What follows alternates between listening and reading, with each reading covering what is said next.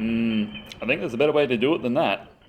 G'day guys, and welcome back to another Fixit Fingers Quick Fix. Today we're going to talk about something that I have to do an awful lot of around here, drilling into bricks. It can be intimidating for people who have not done it before, and there are a few special considerations that you need to go through in order to successfully hang stuff on a wall that is not made of wood or plasterboard.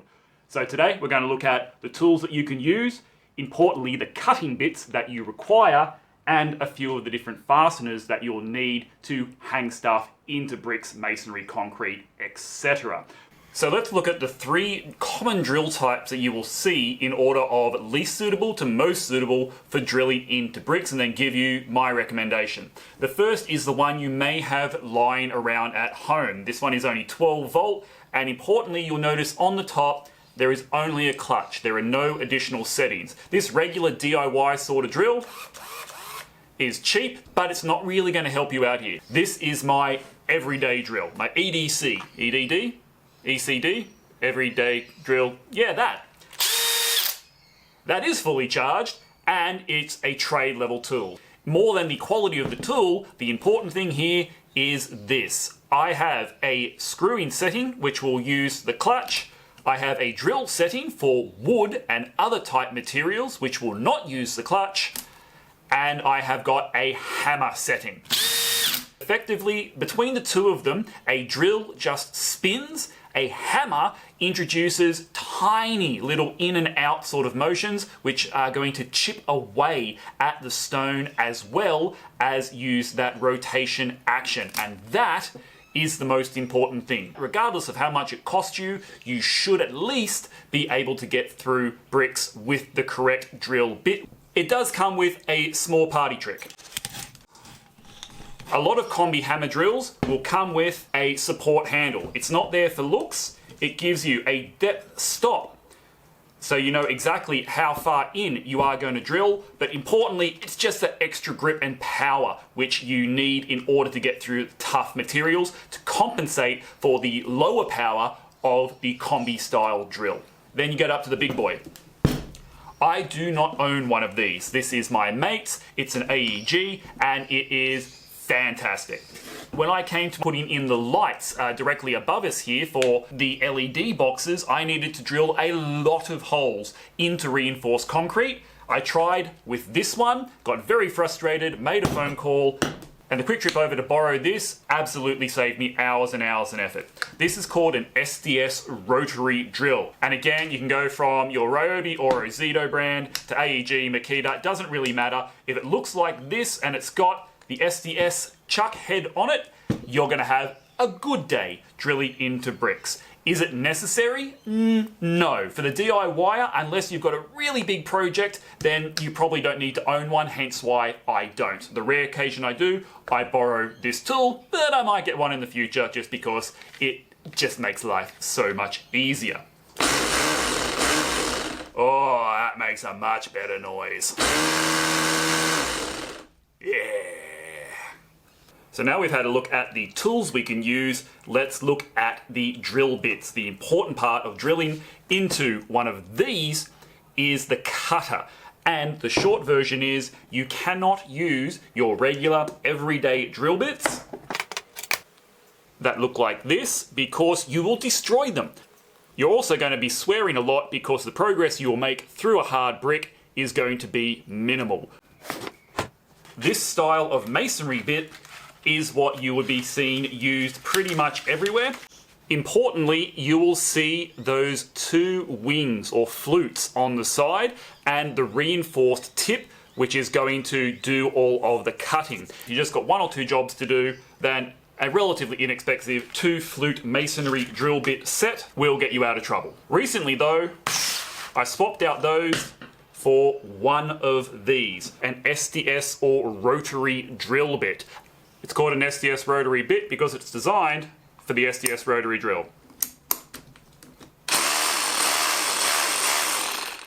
And that is going to get through just about anything, reinforced concrete included. However, if you're careful, you can chuck it up in your regular combi drill to get it drilling straight.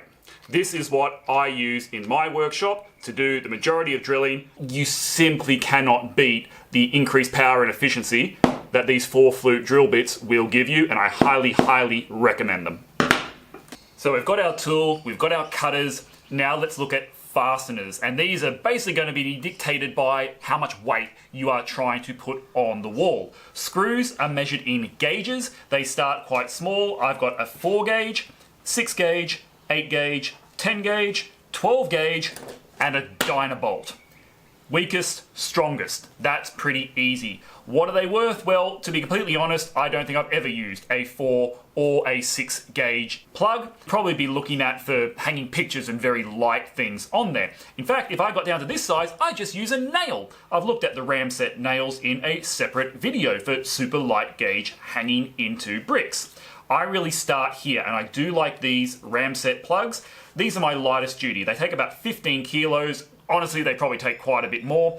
And if you're using 3 or 4 of them, then you're going to be able to hang up most things. They are a quality little plug, and I do like them. However, by far and away, the most versatile, the most common size plug you're going to have are the 6.5mm, either 25 to 35mm long, or 1 inch to 1 3/8 of an inch. This with a 10 gauge, or you can even get away with an 8 gauge screw.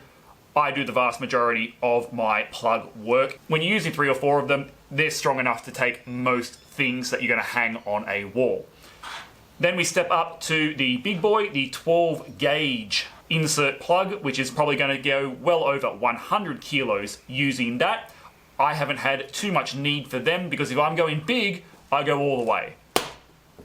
That is my last Dynabolt. And these things will take in excess of 500 kilos of weight each. At least that's what they claim. We're not going to look terribly much at those today. They're getting a bit of overkill for everyday home handyman type drilling. But trust me, trying to drill out holes big enough for that, that's a 10mm bolt, you want the SDS Rotary. It's not fun using the little drill.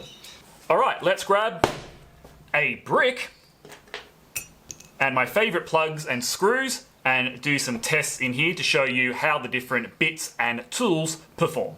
This little 6 gauge one here actually demonstrates quite well how these work. We drill out the hole big enough for the plug, and when we start to screw in, you will see the plastic sheath expands. That's what's going to grip onto the inside of the brick and give you that tension, that force that stops the thing falling off the wall. Enough weight will overcome this. That's called shear force.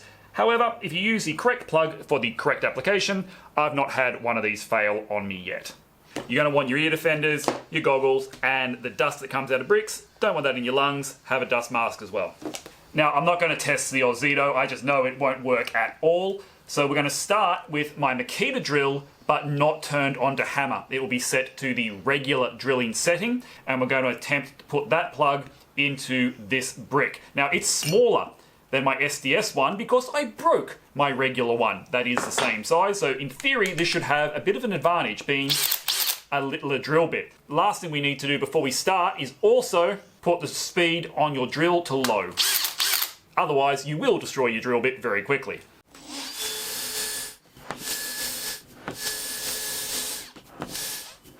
Well, that actually went a lot better than I thought it would. That was non-hammer with a 5.5mm bit, and we did eventually get the hole done. Now I'm going to turn it onto hammer mode.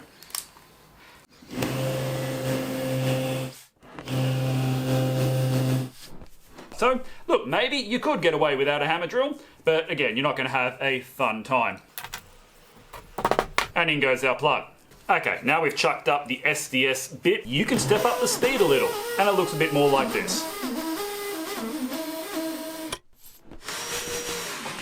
That was much better.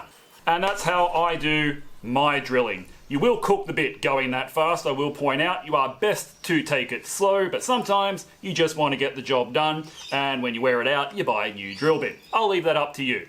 Now let's try it in its native environment.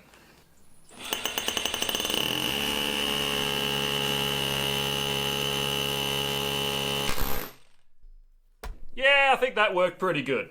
Obviously, when you've got a brick in a brick wall, you're probably drilling in that way, and you're not going to blow out the back of it. But that does give you an indication of what sort of power the hammer action on that thing has got. Yeah, honestly, not much of a test here, but as you can see with that hammer, it ain't going nowhere. These plugs will take a decent amount of weight. Next up, when it comes to mounting, let's say I want to put this little cleat onto my brick wall. Pre-drill the hole that the screws are going to go through. Then get a very small masonry bit. You can hold it down firmly, get your hammer drill, and mark out where your holes need to go. They only need to be just started. If you're finding your drill isn't strong enough to get the full width of the hole, you can always use a smaller bit to pilot those out, then drill them out to full, and then you'll be able to tap in your plugs. And when you screw that in, you're going to get yourself some beautiful alignment every time. Two last super quick tips. If you are inside and don't want to make a mess with the dust, then taping a small container underneath to catch it is gold.